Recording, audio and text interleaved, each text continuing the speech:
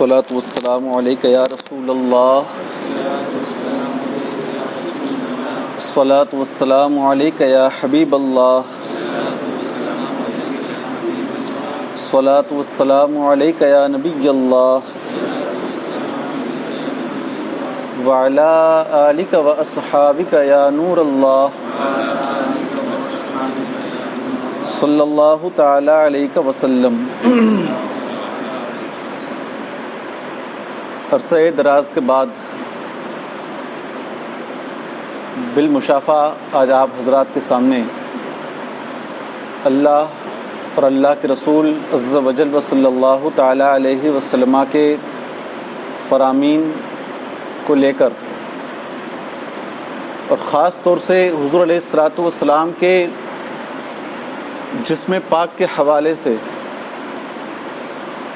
کچھ باتیں آپ حضرات کے سامنے لے کر آیا ہوں۔ دل کے کانوں سے سماعت کریں۔ حضور علیہ الصلوۃ والسلام کے جسم پاک کا ایک حصہ ہے گردن مبارک۔ گردن مبارک حضور کی کیسی تھی؟ حضور نبی کریم علیہ الصلوۃ والتسلیم کی گردن مبارک نہایت خوبصورت اعتدال کے ساتھ طویل اور چاند کی طرح سفید اور حسین تھی۔ چاند کی طرح حسین اور سفید تھی۔ شمائل ترمذی اور خصائص کبریٰ جلد 1 صفحہ نمبر 75 پر ہے، کانا عنقہ ابریق فضہ، یعنی آپ کی گردن مبارک چاندی کی سراہی تھی، چاندی کی سراہی۔ اعلیٰ حضرت فرماتے ہیں، جو سلام لکھا اعلیٰ حضرت نے اس میں لکھا، جس کے آگے کھینچی گردنیں جھک گئیں، جس کے آگے کھینچی گردنیں جھک گئیں، اس خدا داد شوکت پہ لاکھوں سلام۔ اس کے بعد دیکھیں کندھے مبارک۔ آپ صلی اللہ تعالی علیہ وسلم کے کندھے بڑی عجیب شان رکھتے تھے، بہت ہی خوبصورت۔ ابن سبا اور رزین نے آپ صلی اللہ تعالی علیہ وسلم کے خصائص میں بیان فرمایا، انہو کان اذا جلس یکون کتفہ اعلی من جمیع المجالسین۔ جب حضور صلی اللہ تعالی علیہ وسلم لوگوں میں بیٹھے ہوتے تو آپ کے کندھے سب سے اونچے ہوتے، سب سے اونچے۔ حضرت ابو ہریرہ رضی اللہ تبارک و تعالیٰ عنہ بیان فرماتے ہیں، فَكَأَنَّمَا سَبِيكَةٌ فِضَّةٌ، یوں لگتا کہ گویا آپ کے کندھے جب کبھی ننگے ہوتے جیسے چاندی کے ڈھلے ہوئے ہیں، کندھے جب کھلے ہوئے ہوتے تو ایسے لگتا جیسے چاندی سے ڈھلے ہوئے ہیں۔ حضرت ہند ابن ابی حالہ رضی اللہ تبارک و تعالیٰ عنہ کی روایت ہے، حضور علیہ الصلوۃ والسلام کے جسم پاک کے حوالے سے ان کی کئی روایتیں ملتی ہیں، خاص اسی میں ان کو ملکہ حاصل تھا۔ بیان فرماتے ہیں، بعید ما بین منکبیہ، دونوں کندھوں کے درمیان مناسب فاصلہ تھا، دونوں کندھوں کے درمیان مناسب فاصلہ تھا۔ ایک دن ابو جہل حضور علیہ الصلوۃ والسلام کو پتھر مارنے کے ارادے سے آیا تو اس نے عجیب منظر دیکھا، رأى علی کتفیہ ثعبانین فانصرف مرعوبا۔ کہتے ہیں کہ اس مردود نے اللہ کے محبوب کے کندھوں پر 2 بڑے بڑے اژدہا دیکھے اور مارے ڈر کے بھاگ گیا۔ یہ کندھے مبارک کی شان ہے کہ جب اس نیت سے آیا کہ جا کر کے حضور کو پتھر مارے تو اللہ تبارک و تعالیٰ نے اسی مبارک کندھوں کے اوپر 2 اژدہا ایسے مسلط کر دیے کہ جسے دیکھ کر وہ مرعوب ہو کر ڈر کر بھاگ گیا۔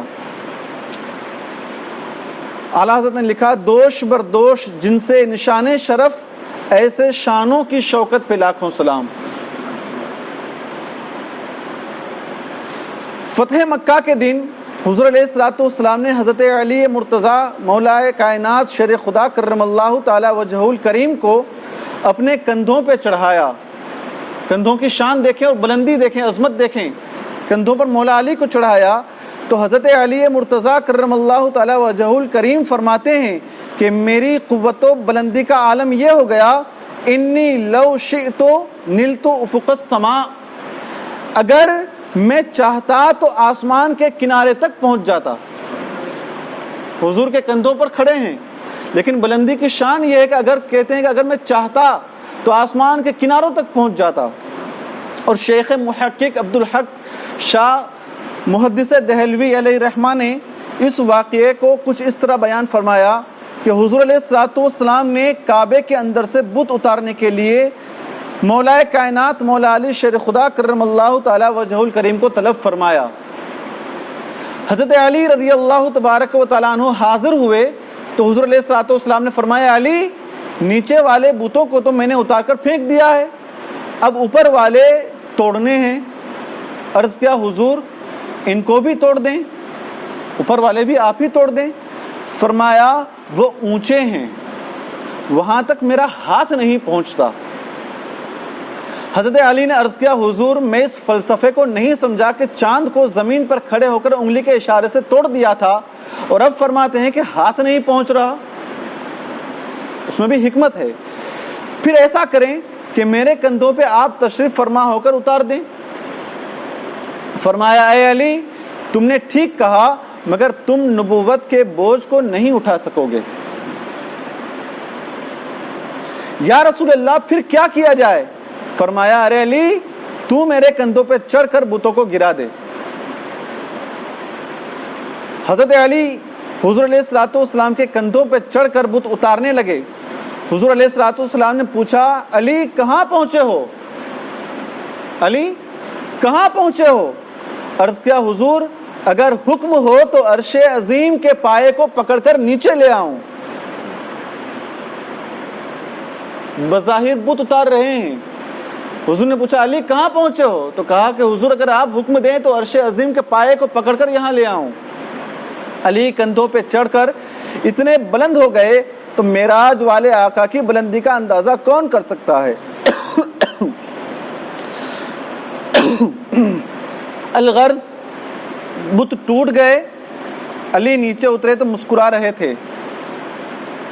حضور علیہ الصلوۃ والسلام نے مسکرانے کا سبب پوچھا تو مولا علی نے عرض کیا اس لیے مسکرا رہا ہوں کہ عرش معلیٰ سے چھلانگ لگائی ہے۔ مسکرا اس لیے رہا ہوں کہ عرش معلیٰ سے چھلانگ لگائی ہے اور کچھ بھی نہیں ہوا۔ سرکار نے فرمایا ہو بھی کیسے سکتا تھا، چڑھانے والا میں تھا، اتارنے والا جبریل تھا۔ چڑھایا میں نے تھا اور جبریل اتارنے والا تھا۔ اب یہ کندھوں کی شان کے بعد اب پشت، جسے ہم اپنی زبان میں پیٹھ کہتے ہیں،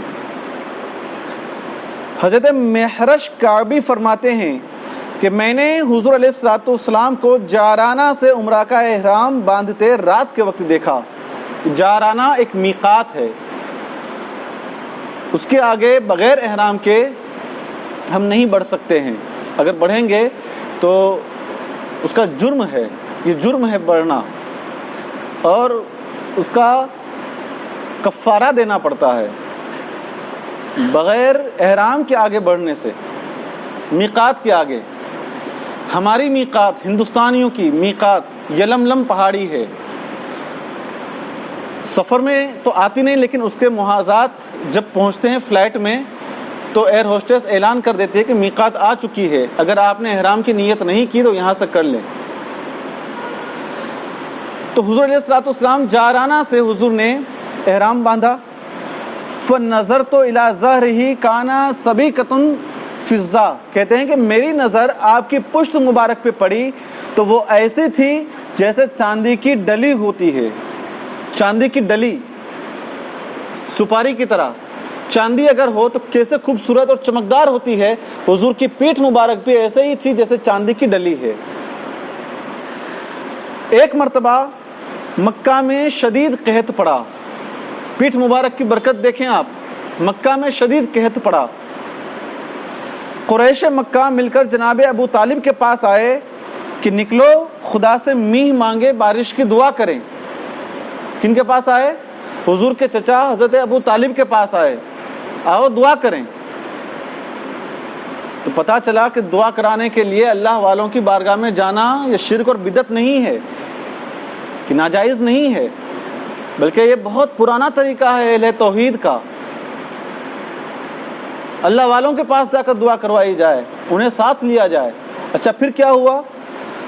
حضرت جلحمہ ابن عرفطہ فرماتے ہیں کہ میں ان دنوں مکہ میں تھا، ان دنوں حضور علیہ الصلوۃ والسلام ابو طالب کے زیر کفالت تھے. عمر مبارک چھوٹی تھی، والد کا انتقال ہو گیا، والدہ کا انتقال ہو گیا، دادا جان کا انتقال ہو گیا، تو اب چچا کی کفالت میں تھے.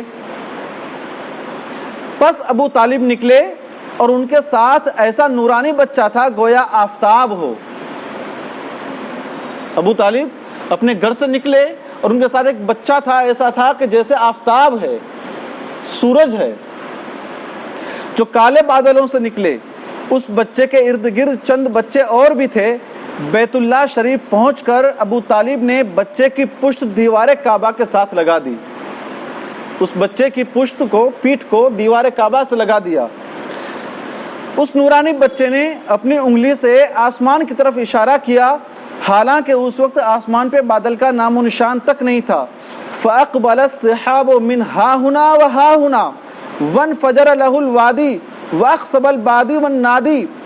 کہتے ہیں کہ اشارہ کرنے کی دیر تھی، ادھر سے بھی بادل آ گیا، ادھر سے بھی بادل آ گیا، اور اتنا برسا کہ جنگل بھر گئے اور شہری اور دیہاتی خوب سیراب ہو گئے اور قحط دور ہو گیا. اس بچے نے اپنی انگلی سے اشارہ کیا. اس کا تذکرہ ابو طالب نے اپنے اشعار میں اسی طرف اشارہ کیا ہے. وَأَبْيَضُ يَسْتَسْقَى الْغَمَامَ بِوَجْهِهِ ثَمَالَ الْيَتَامَى عِصْمَةً لِلْأَرَامِلِ يَلُوذُ بِهِ الْهِلَاكُ مِنْ آلِ هاشم فَهُمْ عِنْدَهُ فِي نِعْمَةٍ وَفَوَاضِلٍ. وہ گورے رنگ والے کہ ان کا چہرے انور کے صدقے بادل کا پانی مانگا جاتا ہے، یتیموں کی جائے پناہ اور بیواؤں کے نگہبان ہیں. یہ نعت جناب ابو طالب نے حضور کے بچپنے میں یہ نعت لکھی، اور یہ شعر اس نعت کے اندر لکھے کہ یہ ایسا خوبصورت چہرے والا ہے کہ اس کے چہرے کی برکت سے اللہ سے بارش مانگی جاتی ہے. یہ انگلی کا اشارہ کر دے تو بادل گر جاتے ہیں، بارش برسنے لگتی ہے. یہ یتیموں کا جائے پناہ ہے اور بیواؤں کا نگہبان ہے. وہی تو بچہ ہے، بظاہر تو بچہ ہے، لیکن اس کی شان جناب ابو طالب کی نگاہ دیکھ رہی تھی کہ یتیموں کا جائے پناہ ہوگا اور بیواؤں کا نگہبان ہونے والا ہے. بنی ہاشم جیسے غیور لوگ ہلاکت و تباہی کے وقت اسی سے التجا اور فریاد کرتے ہیں اور آپ کے پاس آ کر عظیم نعمتیں اور برکتیں پاتے ہیں. جناب ابو طالب کہتے ہیں کہ بنو ہاشم جیسے غیور لوگ کسی اور کے پاس نہیں جاتے، ان کے پاس آتے ہیں، اس بچے کے پاس آتے ہیں اور آ کر کے اپنی التجائیں اور فریاد کرتے ہیں اور آپ کے پاس آ کر عظیم نعمتیں اور برکتیں حاصل کرتے ہیں. رہنمائے سفر حجاز صفحہ نمبر 51 پر ہے. اچھا یہ جو چیز ابھی بتائی وہ کس کتاب میں حوالہ دے دوں؟ ابن عساکر، بیہقی، زرقانی جلد 1 صفحہ نمبر 195، خصائص کبریٰ جلد 1 صفحہ نمبر 86. اتنی کتابوں کے اندر یہ واقعہ لکھا ہے. رہنمائے سفر حجاز صفحہ نمبر 91 پہ ہے کہ مکہ سے 6 میل کے فاصلے پر مینا میں مسجد خیف کے نزدیک اوپر گھاٹی پر مسجد صعب واقع ہے. ایڈریس نوٹ کر لیں آپ. مکہ سے 6 میل کے فاصلے پر مینا میں مسجد خیف ہے، اور مسجد خیف کے نزدیک ایک گھاٹی پر مسجد صعب ہے. سواد سے، سواد عین با، صعب. اس میں ایک غار ہے جس کے متعلق بیان کیا جاتا ہے کہ جب حضور صلی اللہ تعالی علیہ وسلم اس غار میں جلوہ افروز ہوئے تو آپ کا سر اور پشت مبارک غار کے پتھر سے مس ہوا. غار یعنی گفا، سمجھتے ہیں آپ گفا کتنی چھوٹی ہوتی ہے، کبھی تنگ بھی ہوتی ہے، تاریک ہوتی ہے. حضور اس کے اندر داخل ہوئے تو حضور کا سر انور اور حضور کی پشت اس غار کے پتھروں سے مس ہوا. تو کیا ہوا؟ حضور کا سر انور اور پشت مبارک غار کے پتھر سے مس ہوا تو پتھر موم ہو گیا اور پشت اور سر کا نشان اس پتھر پر لگ گیا. اللہ توفیق دے کبھی جانا ہو، اللہ سب کو وہ بار بار موقع نصیب کرے کہ اللہ کے گھر اور اللہ کے حبیب صلی اللہ تعالیٰ علیہ وسلم کے در پاک کی حاضری نصیب ہو. تو اگر جانا ہو تو یہ پورا ایڈریس ہے مینا میں مسجد خیف کے قریب ایک گھاٹی ہے، اور اس گھاٹی میں مسجد صاحب ہے، اور ان مسجد صاحب میں غار ہے، اور اس غار کے اندر میں حضور کے سر انور اور پشت کا نشان ہے. پتھر موم ہو گیا اور نشان ہو گیا. اس غار کو غار مرسلات بھی کہتے ہیں، اس لیے کہ وہاں پر جب حضور پہنچے تھے تو سورہ مرسلات وہاں نازل ہوئی تھی. سورہ مرسلات قرآن پاک کی ایک سورت ہے، تو اس جگہ پر نازل ہوئی تھی، اس لیے اس غار کو غار مرسلات کہتے ہیں. تو یہ ایڈریس ہے، کبھی بھی جانا ہو تو وہاں جا کر دیکھیں، اس کی زیارت کریں. بڑی اہم اور متبرک چیزیں ہیں، بڑے اہم مقامات ہیں. اللہ تبارک و تعالیٰ کی بارگاہ میں دعا ہے کہ پروردگار ہم سب کو بار بار ایسے مقدس مقامات کی حاضری نصیب کرے اور ان کے فیوز